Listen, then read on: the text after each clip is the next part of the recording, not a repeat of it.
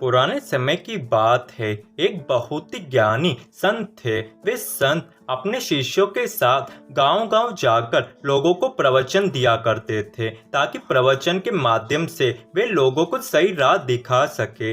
एक बार वे एक गांव में प्रवचन देने गए। प्रवचन देकर वे दूसरे गांव के लिए निकल ही रहे थे कि कुछ गांव के लोगों ने उन्हें रोक लिया और संत से विनती की कि वे कुछ दिनों के लिए इसी गांव में रुक जाए और रोज उन्हें अच्छे प्रवचन दे। संत गांव वालों की बात मान लेते हैं और रोज शाम को गांव वालों को प्रवचन देते हैं। संत के प्रवचन सुनने के लिए रोज सारे गांव वाले आते थे। इसी गांव में एक पंडित भी रहता था। जब उस पंडित ने संत के पास इतने सारे गांव वालों को देखा तो उसे ईर्ष्या होने लगी, क्योंकि पंडित के पास कोई भी गांव वाला नहीं आता था और जो गांव वाले आते थे उन्होंने भी संत के पास जाना शुरू कर दिया।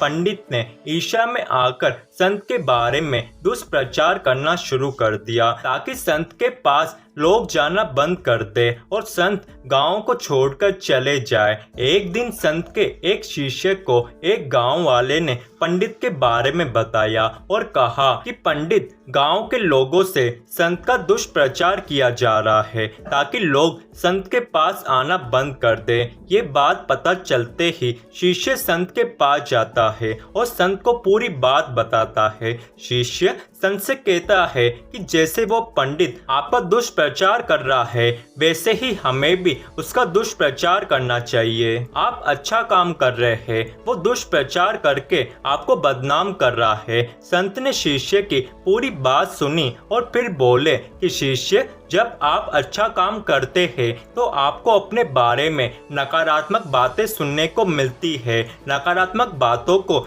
सुनकर अगर आप भी नकारात्मक बातें बोलना शुरू कर दोगे तो आप अपने लक्ष्य से भटक जाओगे। हमारा काम लोगों को प्रवचन देना है ताकि लोग अच्छी राह को चुन सके, ना ही गलत लोगों की बातें सुनकर उनकी तरह गलत बात करना। संत की ये बात सुनकर भी शिष्य को संतुष्टि नहीं मिली। तब संत ने एक उदाहरण देते हुए शिष्य को समझाया कि शिष्य, जब जंगल में रहने वाला हाथी गांव में आ जाता है तो उस गांव में रहने वाले कुत्ते भौंकना शुरू कर देते हैं। कुत्तों के भौंकने का असर हाथी पर नहीं पड़ता है, क्योंकि हाथी को पता है कि कुत्ते कितना भी भौंक ले उस पर इसका कोई असर नहीं पड़ेगा और एक समय पर कुत्ते भौंकते भौंकते थक जाएंगे।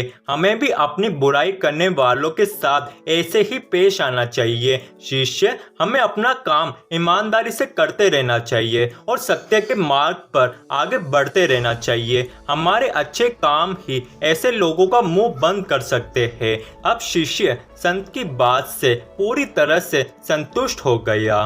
दोस्तों, इस कहानी से हमें ये सीख मिलती है कि हमें उन लोगों पर ध्यान नहीं देना चाहिए जो हमारी बुराई करते हैं। बुरी बातों पर ध्यान देने से हमारा आत्मविश्वास कमजोर हो जाता है। इसलिए हमें उनकी फालतू बातों पर ध्यान कभी भी नहीं देना चाहिए और न ही हमें उनकी बुराई करनी चाहिए। अगर हम भी उनकी बुराई करेंगे तो हमें और उनमें कोई फर्क नहीं रह जाएगा। इसलिए हमें तो बस अपना काम ईमानदारी से करते रहना चाहिए और आगे बढ़ते रहना चाहिए। हमारे काम के परिणाम ही उनका मुंह बंद कर सकते हैं।